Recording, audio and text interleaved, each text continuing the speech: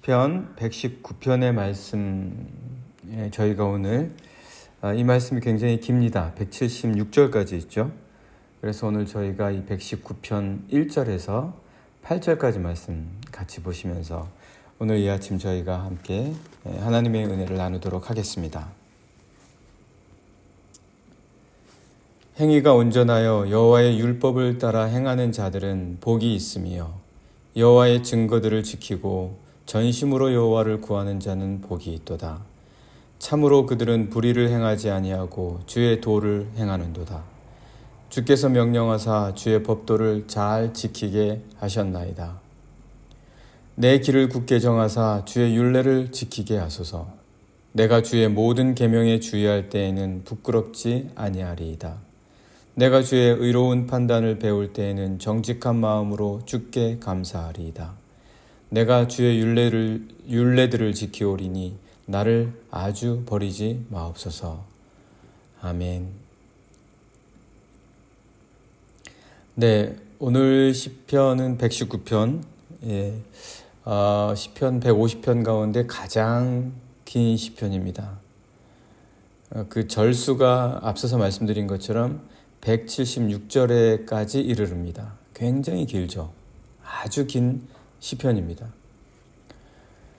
이 176절까지 이르는 이 시편 119편이 그렇다면 마구잡이로 막 지어졌냐?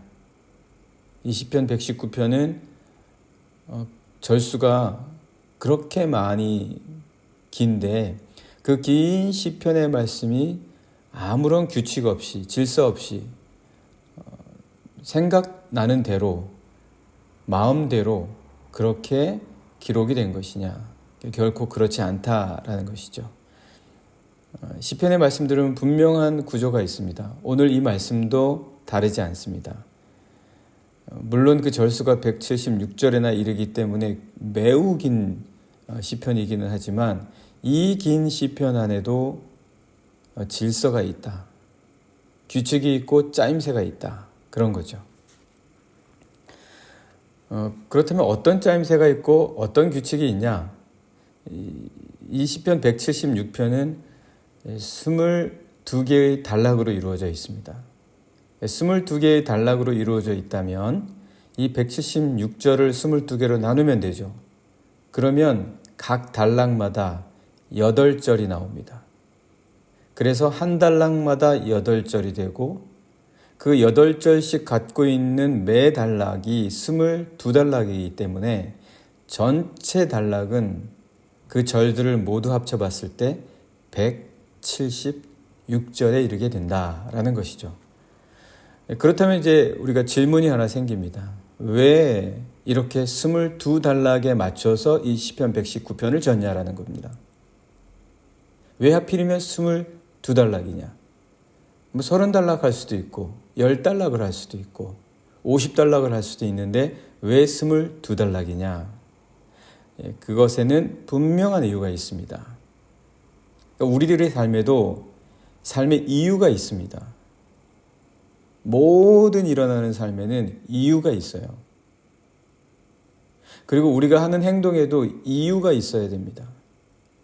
아무 이유 없이 하는 행동만큼 무의미한 게 없습니다. 그러나 우리가 실제로 살아갈 때 얼마나 이유 없이 살아갑니까? 의미 없이 살아간다라는 거예요. 그저 살아간다라고 말하죠. 그런 걸. 그냥 시간이 있으니까 쓴다는 얘기예요. 그런 경우가 너무 많다는 거죠. 우리 삶에서 일어나는 것은 그렇기 때문에 곰곰이 묵상해 보면 다 이유가 있다. 다 이유가 있고 왜 이런 일들이 있었으며 하나님께서는 때로는 왜 이런 일들을 하셨고 때로는 왜 이런 일들을 허락하셨는가. 그런 모든 일에 이유가 있다. 따라서 우리도 어떤 행동을 할 때 우리가 삶을 살아갈 때는 반드시 이유가 있는 삶을 살아야 된다. 이유 있는 삶을 살아야죠. 아무런 이유도 없고 목적도 없고 아무런 생각 없이 살아간다면 우리 삶이 참 불쌍하지 않겠습니까? 가엾지 않겠습니까? 그래서 이유 없는 삶을 본다면 이유를 줘야 돼요. 그게 우리 그리스도인들의 목적입니다. 이유를 줘야 돼요. 이게 삶의 이유입니다. 이게 삶의 목적입니다. 이것 때문에 살아야 합니다. 그래서 우리 삶은 무의미하지 않습니다. 이걸 주는 게 그리스도인입니다. 네, 그래서 이렇게 22개로 나눈 것에는 분명한 이유가 있다. 이 22개의 단락이 그럼 어떤 이유가 있냐? 그것은 바로 히브리 알파벳의 숫자예요. 우리나라로 따지자면 기역, 니은, 디귿, 리을 이런 거죠. 그 알파벳이 히브리어에는 22개이기 때문에 그 히브리어의 말씀 22개를 따라서 이 시편 119편을 지었다는 거예요. 그게 이유입니다. 말씀이 이유예요. 하나님의 말씀이 이유다라는 거죠. 그래서 이 시편 119편은 우리에게 우리 삶의 이유는 말씀이다. 우리의 삶의 목적은 말씀이다. 그걸 가르쳐주는 겁니다. 이 성경의 말씀을 보면 우리 삶의 이유들이 빽빽히 차 있습니다. 우리 성경의 말씀을 보시면은 우리 삶의 목적들이 빽빽히 있어요. 이걸 모르고 그저 살아가는 경우가 많다라는 거죠. 그래서 이유를 찾으려고 하는데 이유가 찾아지지 않는 거예요. 그래서 목적을 발견하려고 하는데 목적이 발견되지 않는 거예요. 하나님의 말씀과 그 말씀 안에서 역사하시는 그리스도 예수를 발견하지 못한 채 이유와 목적을 다른 곳에서 찾으려고 하니 찾아지지 않는 것이다. 그래서 오늘 이 말씀 속에서 이 히브리 알파벳이 22개다. 이 22개에 따라서 이 시편의 구조를 짠 거예요. 이 시편 119편을 계획한 거예요. 그래서 우리들은 우리들의 삶을 계획하고 짤 수 있어야 합니다. 그냥 삶이 사라지도록 삶아 사라져라 라고 해서는 안 된다는 거예요. 어떻게든 사라지겠지가 아니라 내 삶을, 하나님께서 주신 삶을 하나님의 말씀에 따라서 계획하고 짤 수 있어야 된다는 거죠. 무엇에 따라서 우리가 우리 삶을 짜고 있습니까? 어떤 것에 따라서 계획하고 있어요? 그러니까 기분에 따라 자꾸 바뀌는 거예요. 상황에 따라 자꾸 바뀌는 거예요. 무슨 목적이 매일 바뀝니까? 무슨 비전이 매일 바뀌어요? 왜 하루를 못 견딥니까? 왜 이틀을 못 견뎌요? 왜 몇 달까지밖에 못 갑니까? 하나님의 말씀에 따라 계획하고 짜임새를 갖춰야 된다. 이 시편이 그걸 가르쳐주는 거죠. 이 시편 119편 22개의 단락에 따라 매 단락마다 8절을 두는데 그것이 모두 다 합하여 176절이다.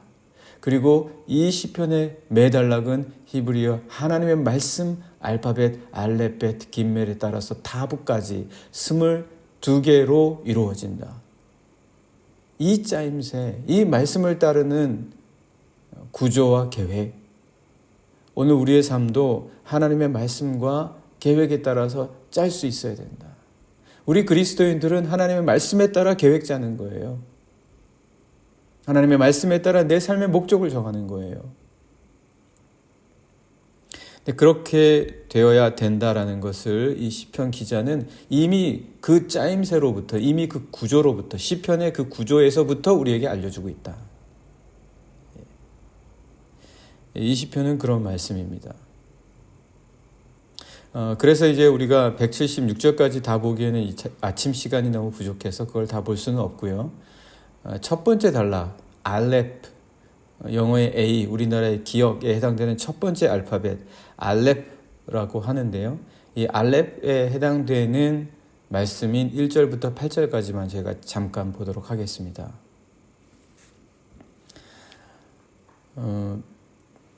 이 1절부터 보시게 되면 딱 시작할 때부터 이렇게 시작해요. 행위가 온전해야 된다. 행위가 온전해야 된다. 1절 말씀 보시면은요. 행위가 온전하여 여호와의 율법을 따라 행하는 자들은 복이 있으며. 그런데 여러분 한번 생각해 보십시오. 우리는 우리의 행위가 얼마나 부족한지 알고 있어요. 뭐 그렇지 않다고 말하는 사람도 있을 수 있겠지만 그것은 스스로 거짓말하는 자 아니겠습니까? 우리 행위가 하는 것마다 부족한데 우리가 살아오면서 다른 사람들에게 상처 주고 내 스스로에게 죄 짓는 경우가 얼마나 많은데 우리가 스스로 온전하다, 나는 괜찮다라고 말할 수 있겠습니까? 어제도 우리가 말씀을 나눴지만 우리가 자기 부정을 할 줄 알아야 돼요. 그래야 질문이 나오거든요. 자기 긍정, 매일 나는 괜찮다, 나는 좋다, 나는 긍정이다. 무슨 질문이 나오겠습니까? 늘 맞는데, 내 삶은 늘 맞다라고 생각하는데 어떤 질문이 나오겠어요? 자기 부정. 그리스도 예수께서도 자기를 부인하고 나를 따라오지 아니하는 자는 내 십자가를 질 수 없다라고 분명하게 말씀하셨거든요. 그래서 우리는 우리의 행위가 온전하지 않다는 것을 잘 알고 있습니다. 그런데 오늘 1절의 말씀을 보니까 이 시편 119편에서는 행위가 온전해서 율법을 따라 행해라 이 말을 하고 있어요. 그래야 된다. 어떻게 우리가 그렇게 하냐는 거예요. 그래야 복이 임한다는데 우리 행위가 온전하지 못한데. 그래서 2절에서는 이거를 약간 좀 더 설명해 주시는 거예요. 우리가 그거를 이해하지 못하니까, 우리 현실은 그렇지 못하니까 말씀이 그것을 좀 더 가르쳐 줍니다. 2절의 말씀을 보시면 여호와의 증거들을 지키고 전심으로 여호와를 구하는 자는 복이 있도다. 그러니까 여기서의 행위는 행위 그 자체가 아닌 거예요. 내가 뭘 하나 안 하냐는 사실은 그 내 행위 하나로 큰 임팩트는 없어요. 내 행위는 항상 부족하기 때문에. 무엇을 하든지 부족하다. 그래서 여기서 말씀하고 계시는 여호와의 증거들을 지킨다. 증거를 지킨다는 게 도대체 뭐냐? 증거를 지킨다라는 것은 증거는 하나님이 증거로 보여주신 게 말씀이겠죠? 말씀을 지킨다. 그렇다면 왜 말씀을 지키고 이런 표현을 안 쓰고 이 시편 기자는 왜 증거를 지킨다. 그가 말씀을 이야기하려는 의도였다면 그냥 말씀을 지키고 이렇게 하지 왜 증거들을 지키고 라는 증거라는 단어를 썼냐. 그 지킨다라는 단어에 이유가 있습니다. 여기서 지킨다라는 것은 히브리어로 나차르인데 보물처럼 소중히 간직하다라는 거예요. 그 뜻이 보물처럼 소중히 간직하다. 그러니까 행위가 온전해야 된다. 온전한 행위란 것은 무엇이냐? 그것은 내 행위 하나가 얼마나 옳고 그러냐가 아니에요. 도대체 얼마나 행위를 온전하게 할 수 있겠습니까? 우리가 오르게 한들. 하나님께서 만족하실 만큼 우리가 할 수 있습니까? 우리는 두 사람도 만족을 못 시켜요. 한 사람은 만족시키되 다른 한 사람은 만족을 못 시키는 게 우리 행위입니다. 그렇다면 그 행위의 온전함은 도대체 뭐냐? 오늘 시편 기자는 분명하게 이렇게 이야기해주고 있습니다. 말씀을 보물처럼 지키고 말씀을 보물처럼 간직하며 행하는 행위. 그거라는 거예요. 그게 여호와의 증거들을 지킨다라는 말의 뜻이라는 거죠. 내 행위가 온전하려면 하나님의 말씀을 보물처럼 간직해야 된다는 거예요. 그리고 계속해서 말씀이 진심으로 여호와를 구하는 것. 이게 온전한 행위라는 거예요. 행위에 두지 않습니다. 행위 그 자체에 목적을 두지 않아요. 하나님께 두고 있어요. 정말 하나님을 마음에 두고 이 행위를 했냐라는 거예요. 아니면 너가 원하는 뜻에 마음을 두고 이 행위를 했냐라는 거죠. 이 두 개의 차이만 있을 뿐이에요. 너가 옳다고 생각하는 것을 했냐? 하나님이 옳다라고 하시는 걸 했냐? 이거라는 거죠. 그게 온전한 행위냐? 아니냐? 이 차이를 가져온다라는 겁니다. 아니 나는 그냥 내 마음에 옳다라는 거 생각해서 했는데 과연 그게 온전하다라는 것을 보장해 줄 수 있습니까? 보장 못하죠. 그저 나의 마음에 만족하고 내가 옳다라는 생각밖에는 더 무엇을 보장하겠습니까? 그래서 온전한 행위라는 것은 하나님의 마음에 옳다라고 여겨지는 것을 과연 너가 마음에 품고 했냐? 예, 온전한 행위라는 것은 바로 거기에 있다. 예, 그러면서 3절 말씀 보시면 참으로 그들은 불의를 행하지 아니하고 주의 도를 행하는도다. 이 사실은 불가능하잖아요. 어떻게 이게 가능합니까? 어떻게 우리가 불의를 행하지 않고 주의 도만 행할 수 있습니까? 그러니까 우리는 못한다. 그거예요. 우리는 못한다. 우리는 못하는 게 뭐가 부끄럽습니까?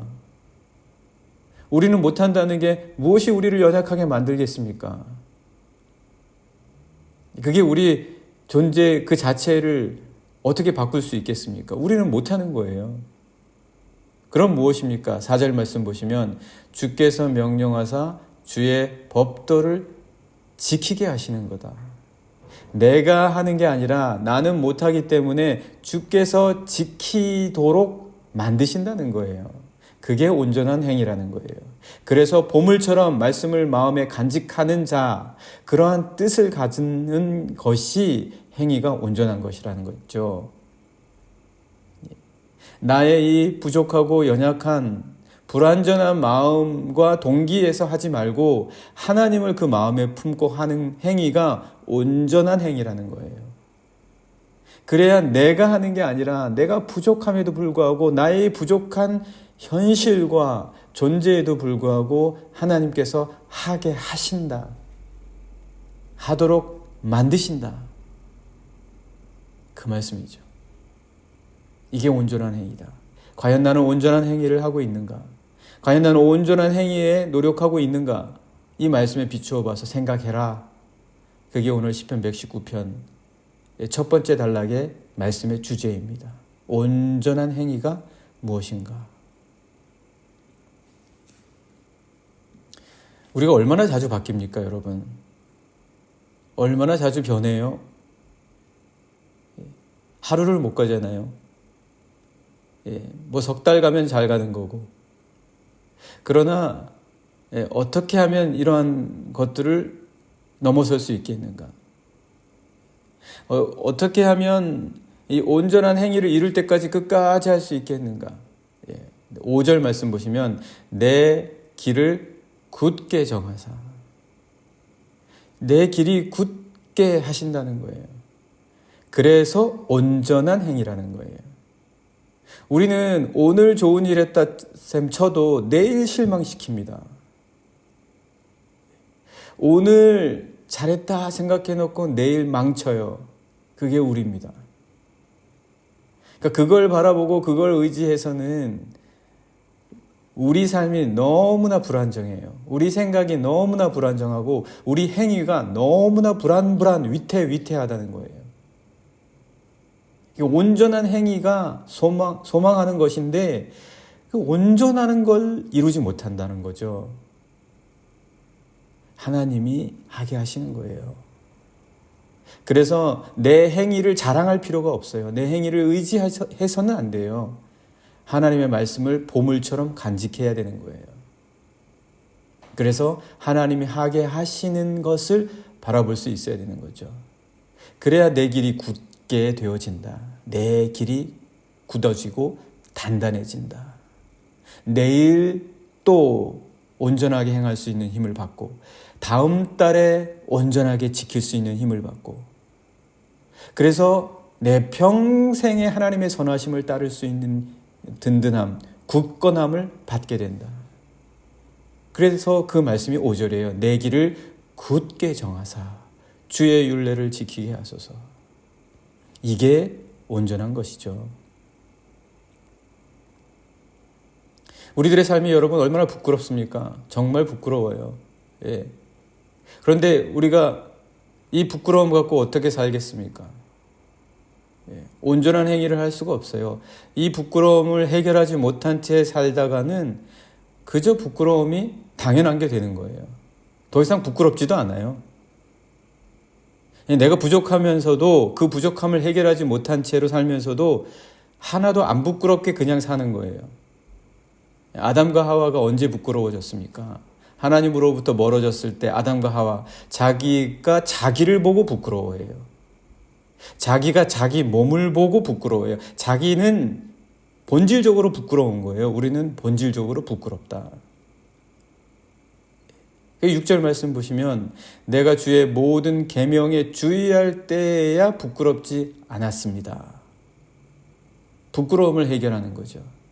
행위가 온전할 때에 부끄러움을 해결할 수가 있다. 왜 행위가 온전할 때에 부끄러움을 해결할 수가 있냐? 배우거든요.